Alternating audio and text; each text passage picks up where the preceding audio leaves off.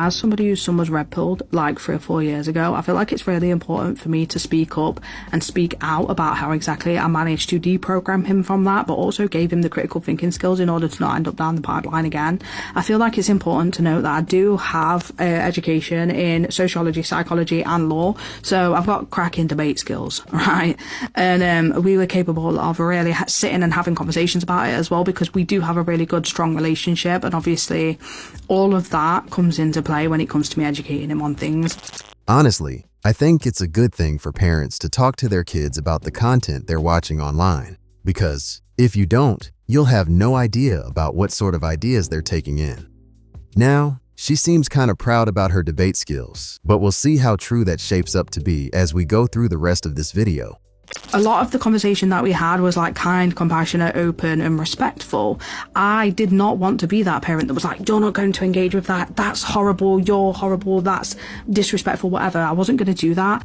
It's good that she's not the kind of parent who wants to outright stop their kids from watching certain things because that'd only make them want to seek it out more. This was true even when I was a kid and the generations before me, and that was when the internet wasn't what it is today. I wanted to understand exactly what it was about that content that engaged him, what it was that, you know, drew him in, what he was identifying with, what he believed.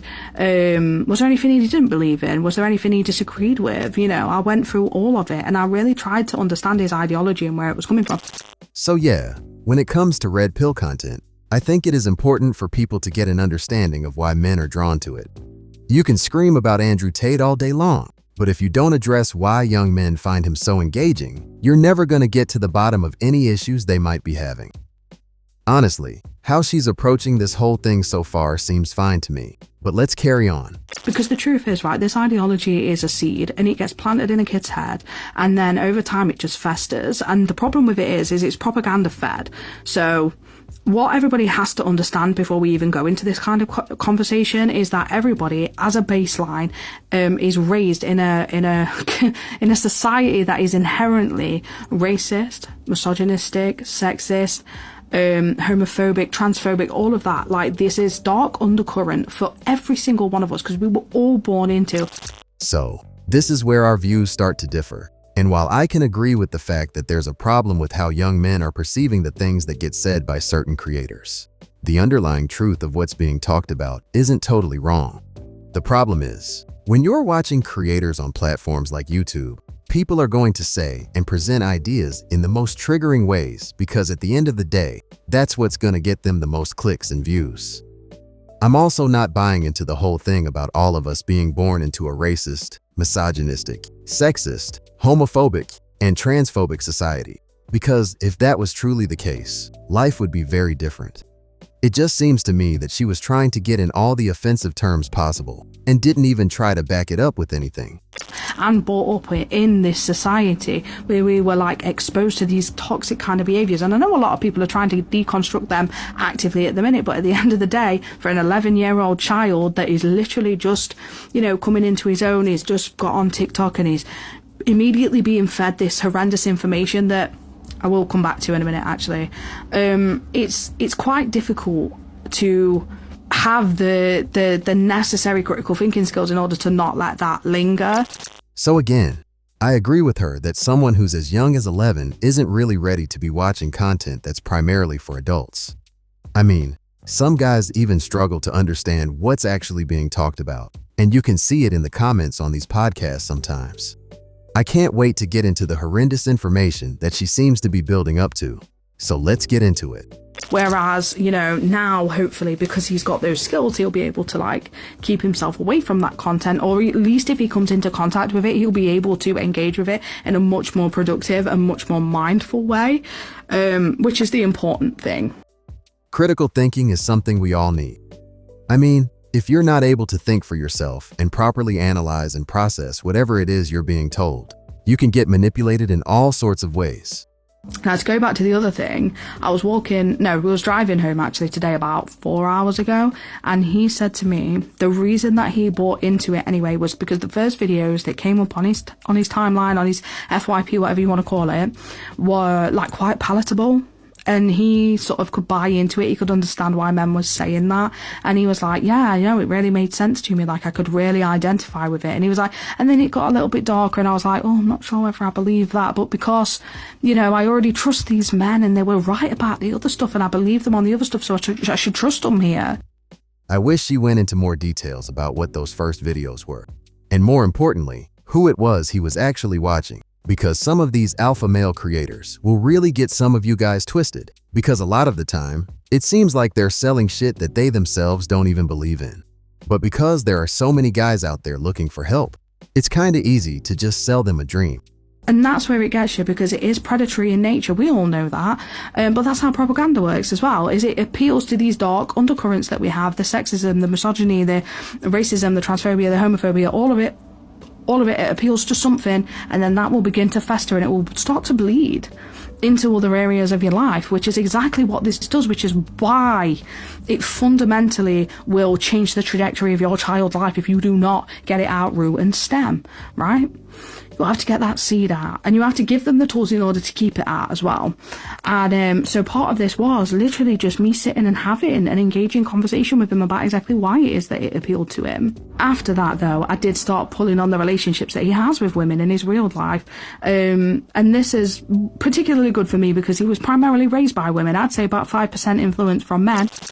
The core message of the red pill isn't predatory, at least not in my eyes. For me, it just kinda illuminated some truths about the dating world, a lot of which I was able to see in my own life. I mean, getting red-pilled only means that you've had your eyes opened to something. It's not there to tell people what they should or shouldn't do. An example of getting red-pilled can be seen in the whole thing that went down with Chinese manufacturers exposing the truth about how and where a lot of these luxury brands are made. When they did that, if it is indeed true, they were opening the eyes of the people who consume these products. Now, whether they continue to buy these brands is up to them, but at least now they're more knowledgeable about the products they've been buying. Anyway, a key thing about what she said is that the majority of influence in her son's life has come from women, with only 5% coming from men. So if he was online looking for male role models, that's probably part of the reason. Men and women are very different, which is why it's important for a child to have a balance of both influences in their lives. Growing up, there are things I could do and talk about with my dad that just wouldn't have been the same with my mom, and I'm sure my sisters think the same way. I mean, even when it comes down to things like play fighting and always wanting to test the limits of my strength, I could never have done that with my mom. To some people, this might sound like a minor or silly thing, but honestly, I think it's more important than people care to realize. The rest of it was women. It was like me and my mum and my stepmom, and then my grandparents, like my grandma. So like we're talking grandmas, great grandmas, aunties, cousins. There's so many of us, and we're all women. So where were all the men? Are they living on an Amazonian island or some shit? Boys need male mentors. I can't even express how important that was for me growing up. Right, and he has literally had so much influence from women. I was kind of offended that he would buy into that sort of ideology about women, but he hadn't applied it to us. So we would sit and watch a video and I would be like, okay, so how would you feel if I was sat in that seat? And he was saying those things to me because he had a piece of paper in front of him that said, I was an OF model. You know I'm not. I know I'm not. But it's told, that sheet of paper's told him I am. So how would you feel if he spoke to me like that? From what she's saying here, she's got to be talking about Fresh and Fit or the Whatever podcast, because they're the only two shows I've seen that do that sort of thing. She kinda lost me with the whole sheet of paper thing though, because unless she was on the show and said she was an OF model, they wouldn't just say she is. So I'm kinda confused about the point she was trying to make. Now, how the girls are spoken to on some of these shows is wild. And since a lot of the time they're just pulled off the street after a night out and don't really know about this stuff, or even pay much attention to it, they're usually fighting a losing battle from the start. Still, she hasn't covered any of the ideas she's listened to with her son, so it's kinda hard to react to a specific thing. But let's carry on. Just because of some information he's got on a piece of paper in front of him, like it don't mean anything. And he'd be like, oh no, I don't like that. Like I would be really mad about that. He shouldn't talk to you like that. And I was like, well, she's someone's daughter. She could be someone's mum. She's someone's auntie. Like he shouldn't be talking to her like that. Like it's nothing to do with him. They're sat in a podcast, mate. They're not on a date. They're not about to go out. Like, she's not looking for love with him. She's just on a podcast, right? And that's when we started going to the conversation of, okay, so why do you think he's saying stuff like that? Because he's talking about a body count, right? Internally, for him, where do you think he's coming from with that? Why do you think he would ask a question like that? Why do you think that would be important to him? And we would have those kinds of conversations where I would really make him think about what other people were thinking and feeling, because I do think that emotional intelligence and empathy massively come into play with these two things. And I'm very, very lucky that I have a child who is emotionally well balanced. I'm not gonna lie, like, he is a very, very well balanced, great child. Genuinely, I was so shocked that he was red pilled, but it is what it is. The whole point of the podcast is for them to talk about things and exchange ideas. But I don't want to focus on that for too long, since she did mention something specific like the body count, which I think is valid. If someone has a high body count, it can tell you a lot about their past behaviors and behaviors they might continue to engage in at some point in the future. In the real world, people aren't gonna talk about their body count. But what men do pay attention to when they meet a woman is her behavior and anything that might suggest that she sleeps around. And the reason this would be important to a man goes all the way back to paternity certainty. And even though we have the technology to work around this stuff these days, that doesn't matter to our primitive biology. I remember back in school when I was studying psychology, the teacher spoke about how every time people have sex, the body thinks it's succeeded in mating. And it doesn't matter if you used protection or not, because condoms aren't something that exists to our bodies, even though our conscious mind is fully aware of it. Anyway, like a lot of people, she kinda seemed to dismiss why something like a woman's body count matters to a lot of guys. And it's not just something these creators made up, even though they might present these ideas in a way that gets under people's skin.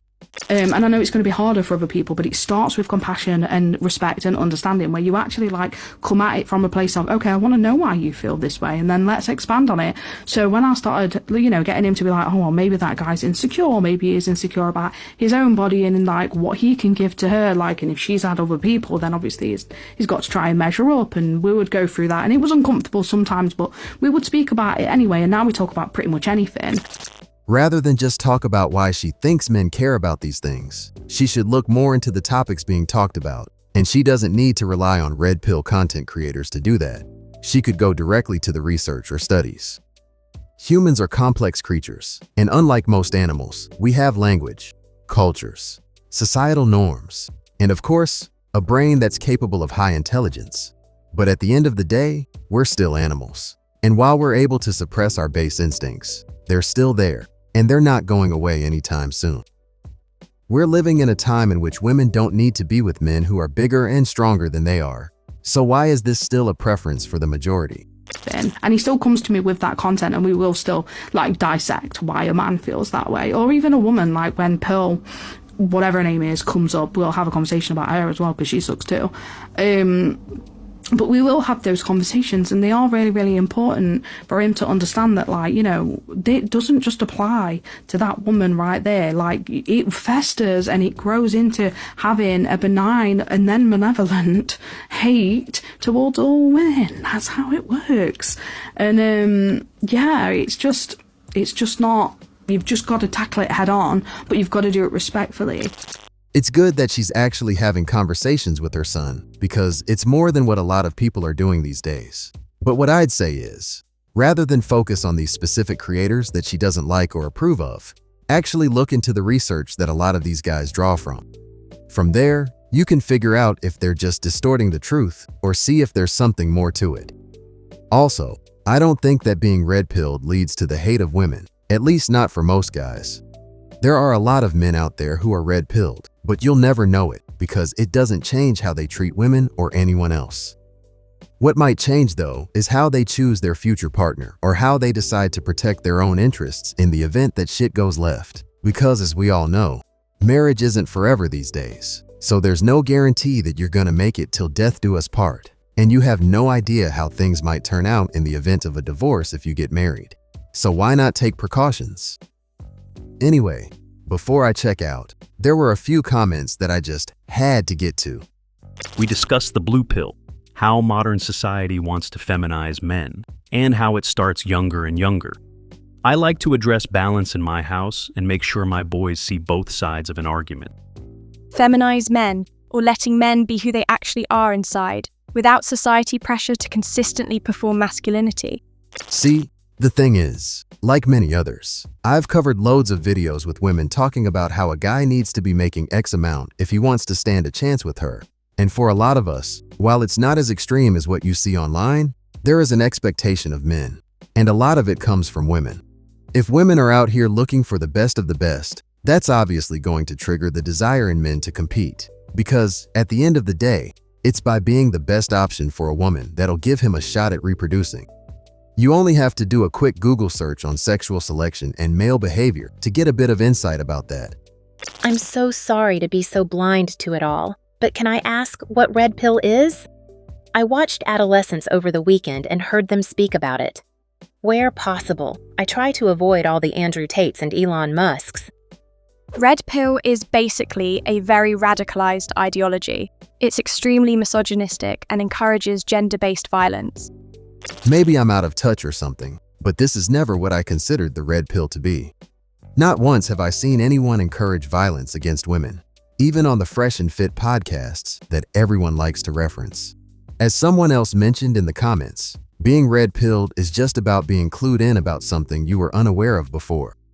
So younger me, who never would have seen an issue when it comes to dating single moms, listen to other men talk about their experiences and the things that can happen if you put yourself in a situation like that.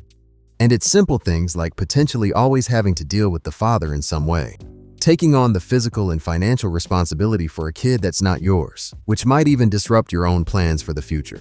And another one that people always talk about is how they invested time, love, and money into another man's kid. And when that relationship ended, they were left with nothing and never saw the kid again because they have no right to. Now, does that mean that all men who date single moms are going to have a bad time?